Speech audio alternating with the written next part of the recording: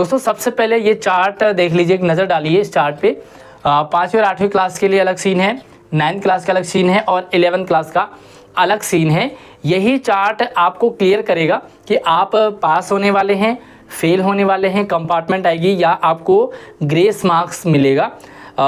इस बार जो है शिक्षा विभाग ने पास प्रमोशन पॉलिसी में काफ़ी चेंज किया है। 5वीं, 8वीं, 9वीं और 11वीं क्लास में आपको 4 तरीके से रिजल्ट देखने को मिलेगा। कुछ बच्चे पास होंगे, कुछ बच्चे फेल होंगे, कुछ बच्चों की कंपार्टमेंट आएगी, तो कुछ बच्चों को ग्रेस मार्क्स के साथ पास किया जाएगा।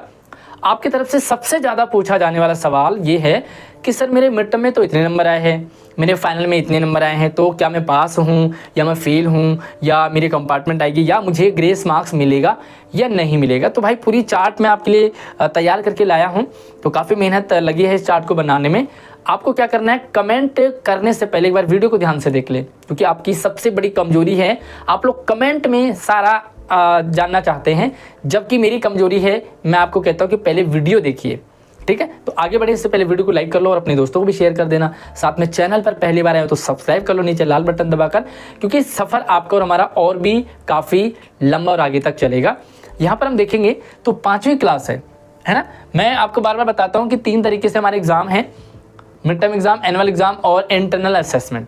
ठीक है, तो मिड टर्म एग्ज़ाम अगर मैं बात करूँ 5वीं और 8वीं के, तो 5वीं के 50 नंबर का और 8वीं के 60 नंबर का है। ठीक है, अब आप खुद ही इंश्योर करेंगे कि आपके कितने नंबर आए हैं तो वो कितने में बदलेंगे, क्योंकि 5वीं हो 50 हो चाहे 60 हो, ये 50 और 60 आपका कितने में बदल जाएगा, 20 नंबर में। मान लीजिए आपके 60 नंबर आ गए, आपके 60 में से 60 आ गए, तो 60 नंबर नहीं लगेंगे, वो कन्वर्ट हो जाएंगे 20 नंबर पे। अब वापस मान लीजिए आपके 30 नंबर आए हैं, अभी मैं 5वीं 8वीं की बात कर रहा हूँ, 9th और 11th की फिर मैं आगे आपको एक्सप्लेन करूँगा। तो आपके अगर 30 नंबर आए हैं तो 30 का आपको आधा लग जाएगा, 10 ही नंबर आएंगे। मान लीजिए आपके 10 ही नंबर आए हैं, तो भाई आपके कितने नंबर लाएंगे आप लगा लीजिए, आप उस तरह से कन्वर्ट कर लीजिए। एनुअल में आपके 50-60 नंबर का पेपर था, 5वीं का 50 का था और 8वीं का 60 का था, तो ये वापस कन्वर्ट होकर के 50 में लगेगा। ठीक है, मान लीजिए आपके टोटल 60 में से 60 नंबर आ गए, 50 में से 50 आ गए, तो आपके 50 नंबर लगेगा। और जो इंटरनल असेसमेंट है वो 5 नंबर तो आपके अटेंडेंस के थे और ये 25 नंबर आपके जो प्रोजेक्ट वगैरह फाइल के थे। अच्छा, ओवरऑल जो पास का सीन है वो 3 तरीके से आप पास माने जाओगे, वो मैं आपको आगे क्लियर करूंगा कि वो कौन कौन से 3 तरीके हैं, 3 रूल हैं इस साल, जिनके बाद आप पास होंगे। सिंपल सा, आपको 25% ही नहीं समझना, बल्कि और भी बहुत सारी चीज़ें हैं। तो मैं 9th की बात कर लेता हूँ। 9th का पेपर तो 80 नंबर का था, मिड टर्म का 80 नंबर का पेपर आपका कन्वर्ट होगा 20 में। मान लीजिए आपके 80 में से 80 नंबर आ गए, तो आपके 80 नंबर नहीं लगेंगे, आपके 20 नंबर लगेंगे। अगर आपके 40 नंबर आए हैं तो 40 नंबर आए हैं तो आपके 10 नंबर लगेंगे। अगर आपके 20 नंबर आए हैं तो 5 ही नंबर लगेंगे। ठीक है, मान लीजिए आपके 80 में से 20 नंबर आए थे मिड टर्म में, तो आपके कितने लगेंगे, 5 नंबर लगेंगे। ये ध्यान से समझना, यहीं पर आप गड़बड़ कर रहे हो।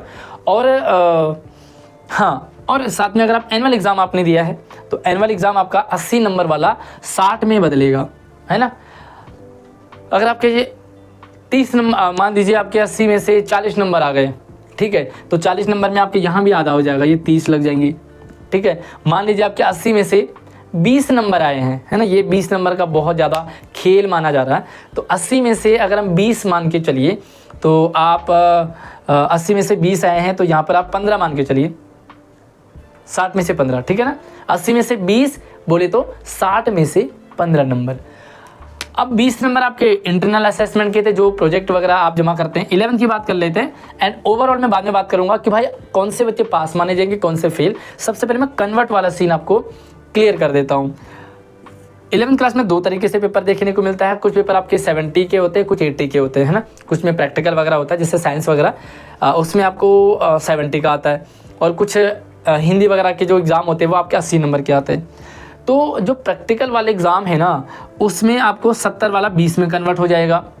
ठीक, और जो 80 वाला है वो 25 में कन्वर्ट होगा।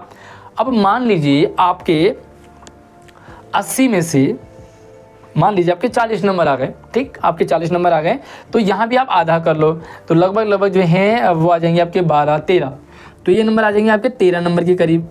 इसी तरह से आप यहाँ भी आधा कर लीजिए, क्लियर हो रहा है। अब यहाँ पे जो 70 और 80 का सेम फाइनल का भी एग्ज़ाम था, तो फाइनल वाला जो एग्ज़ाम है ना वो 70 वाला तो आपका 50 में होगा और 80 वाला 55 में काउंट होगा। ये तो है कन्वर्जन। अब आपको अपने मार्क्स खुद कम करने हैं कि कितने में से, मान लीजिए एनुअल में आपके 80 में से 40 नंबर आए तो भाई 55 का भी आधा कर लो आप, 25 और 27 लगभग 27 साढ़े 27 नंबर आ रहे हैं, 40 नंबर आ रहे हैं। तो अगर आपके मान लीजिए यहाँ पर 20 नंबर आ रहे हैं, है ना, तो 20 नंबर 80 का 25%, 20 मान लीजिए, तो ये इसको 4 से गुणा भाग कर देंगे तो 4 एकम 4 और 4 चौक 16, लगभग जो है 14-15 नंबर आपके यहाँ पे बनेंगे। अगर आपके 20 ही आ रहे हैं तो 14-15 नंबर लगेंगे। अब मान लीजिए यहाँ पर भी आपके 20 आए, आपके कितने लगेंगे 14। यहाँ पर भी आपके 20 आए हैं तो यहाँ पे आपके कितने लगेंगे, मान लीजिए यहाँ पे 40 आ गए तो इसका हमने आधा कर दिया, कितना हो गया 13। तो कितने हो गया आपके 13 + 14 बराबर 13 दूना लगभग 27 नंबर। आपके 27 नंबर ही हो रहे हैं। आपको पासिंग मार्क्स कितना चाहिए, सभी क्लासेस में आपको 33% यानी कि 100 में से 33 नंबर आपको लाने ही लाने हैं। आपके नंबर आ रहे हैं 27, तो भाई आप फेल हो। लेकिन आपके यहाँ पर इंटरनल असेसमेंट के भी मार्क्स होते हैं जो हमने काउंट ही नहीं किए। ये इंटरनल असेसमेंट है।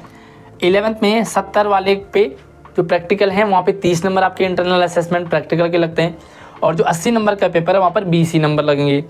तो मान लीजिए 27 नंबर आपके आ गए। अब 27 नंबर में आपको कुछ यहाँ से मिल गया तो आपके अगर 33 आ गए तो आप पास हो गए। लेकिन अब आप समझिए, यहाँ पर आपको अपने मार्क्स कन्वर्ट इसी तरह से करने जैसे मैंने यहाँ पे किया है। अब आपके लिए 3 रूल है, वो तीनों रूल समझे। सबसे पहला, आपके जो ये एनुअल एग्ज़ाम है ना, एनुअल एग्ज़ाम जो है वहाँ पर आपके 25% मिनिमम नंबर आपके आने चाहिए, कम से कम 25% आपके आने चाहिए। अब अगर मैं 80 की बात करूँ तो 80 में से 25 हो गए आपके 20 नंबर, 20 नंबर हो रही है। तो आपके मिनिमम जो है 9th में 20+ मार्क्स एक सब्जेक्ट में आने ही आने चाहिए। ये पहला क्राइटेरिया है। लेकिन आपके फिर भी सवाल बनते हैं, सर क्या मेरे 20 नंबर आ गए तो मैं पास हूँ? भाई बिल्कुल नहीं, बिल्कुल भी नहीं, क्योंकि 20 ही नंबर तो आपके आ रहे हैं ना। 80 में से 20 आ गए, अब 80 में से 20 आ गए तो 60 में से कितने माने जाएंगे भाई साहब? 15 माने जाएंगे 60 में से। तो आपके नंबर तो 15 ही आए हैं ना। अब आप बताइए 15 नंबर में कहाँ पास होंगे? पास के लिए तो 33 चाहिए। अब आपको यहाँ पर परसेंटेज की ज़रूरत नहीं है कि भाई इतने मार्क्स लाने हैं कि नहीं लाने हैं, लेकिन आपको ये वाला क्राइटेरिया और फिर इंटरनल असेसमेंट, मिड टर्म के और इंटरनल असेसमेंट टोटल मिला करके आपके 33 बनने चाहिए। 33 बनने चाहिए। मतलब पहला क्राइटेरिया तो 25% आपका मिड टर्म में, दूसरा क्राइटेरिया आपका इन सब का कन्वर्जन करके ध्यान रखना। आपके अगर यहाँ पर 80 में से 60 आ गए तो आप उस 60 के 60 नहीं नंबर आपके आ रहे, क्योंकि आपके कन्वर्ट होंगे। तो जब कन्वर्ट करके टोटल आपके और इंटरनल असेसमेंट मिला करके कम से कम 33 नंबर आपके आएंगे तो ही आप उस सब्जेक्ट में पास होंगे। अब बाकी बचा ग्रेस मार्क्स। तो ग्रेस मार्क्स आपको कब मिलेगा? यहाँ पर आपको मिनिमम 25% मार्क्स आपका होना ज़रूरी है, उसी के बाद आपको ग्रेस मार्क्स मिलेगा। मान लीजिए किसी सब्जेक्ट में आपके 80 में से 20 नंबर नहीं आए, 80 में से 18 आए हैं, 19 आए हैं, 17 आए हैं, तो भाई साहब किसी भी कंडीशन में आपको ग्रेस मार्क्स मिलेगा ही नहीं मिलेगा। चाहे आपके यहाँ 80 में से 80 आ जाएं, चाहे आपके यहाँ 70 में से 70 आ जाए, 50 में से 50 या 60 में से 60 आ जाए, आपके लिए पहला क्राइटेरिया है यहाँ पर 25% आना। उसके बाद आपको ओवरऑल 33 भी लाना है।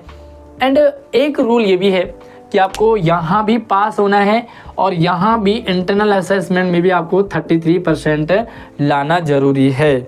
ये इसमें भी पास होना ज़रूरी है। लेकिन आम तौर पे हमने ये देखा कि ये मार्क्स तो टीचर्स के हाथ में होते हैं, हमारे हाथ में होते हैं। और हम लोग क्या करते हैं, अगर बच्चा यहाँ पास हो गया, बच्चा सिंसियर है, ठीक ठाक है, बच्चा ज़्यादा लफंडरी ना करे, है ना, तो ये हम करते हैं ऐसा कि बच्चे को ये तो अपने हाथ में होते हैं तो यहाँ मार्क्स दे देते हैं। भैया ये तो बहुत सारे लॉजिक है ना, टेस्ट बेस पे दिए हैं या प्रैक्टिकल फाइल दी है या आपका कई बार टीचर्स ने ओरली टेस्ट लिया है या रिटन टेस्ट लिया है, जो भी बहुत सारा इसमें लॉजिक बनता है तो टीचर्स यहाँ पर आपको दे ही देता है। हालांकि ये रूल है सिर्फ 11th में नहीं, सभी क्लासेज में है कि यहाँ पर भी आपको 33 लाना कंपलसरी है। तो मेरे ख्याल से अब तो आपका डाउट क्लियर हो गया होगा कि आपको इधर भी और इधर भी, क्योंकि बहुत सारे बच्चे जब फेल हो जाते, लटक जाते, तो उसके बाद कहते भाई मैं तो पास होना चाहिए था, फिर फेल क्यों हुआ। तो ग्रेस मार्क्स भी आपको 10 नंबर ही मिलेगा, मैक्सिमम है 10 नंबर, और एक सब्जेक्ट में कम से कम ज़्यादा से ज़्यादा 5 नंबर, और इससे ज़्यादा नहीं मिलेगा। मान लीजिए ग्रेस मार्क्स का थोड़ा सा समझाते हैं। मान लीजिए यहाँ पर आपके 20 नंबर आ गए, 25 कवर हो गया, तो आपके आ गए 20 नंबर। 20 नंबर आए तो 15 लग गए। यहाँ पर आप अब्सेंट थे, यहाँ पे आपने पढ़ाई नहीं करी, और 80 में से आपके आए हैं मात्र 10 नंबर, ठीक है। तो 10 नंबर आए तो 8 कम हो गया, यहाँ पर आपके लगभग 2-3 नंबर लगेंगे, तो आप 15 3 18 हो गए, है ना। अब यहाँ समझे आप, 18 नंबर लगे। मान लीजिए इधर आपके टीचर्स ने आपको 20 नहीं दिए, आपको 15 ही नंबर दिए हैं, तो आपके यहाँ पर 15 नंबर दिए भाई, आप हो सकता 10 ही दिए हों, तो कितना हो गया आपका 18 और 10 28 नंबर हो रहे हैं। अब यहाँ पर जो 5 नंबर ग्रेस मार्क्स है ना, वो यहाँ पे आपको मिल जाएगा, और आप जो हैं 18 नंबर तो आपके एग्ज़ाम में बन गए, 10 नंबर इंटरनल असेसमेंट बन गया 28, एंड यहाँ पर आपको 5 नंबर का ग्रेस मार्क दे करके 33% में आप पास हो गए।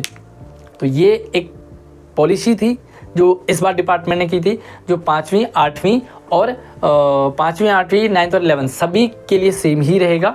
फ़र्क ये पड़ेगा कि 8वीं क्लास और 5वीं क्लास में चाहे एक सब्जेक्ट हो, 2 हो या सारे हों, अगर आपके पास नहीं होते तो आपको सारे दोबारा देने की परमिशन होगी।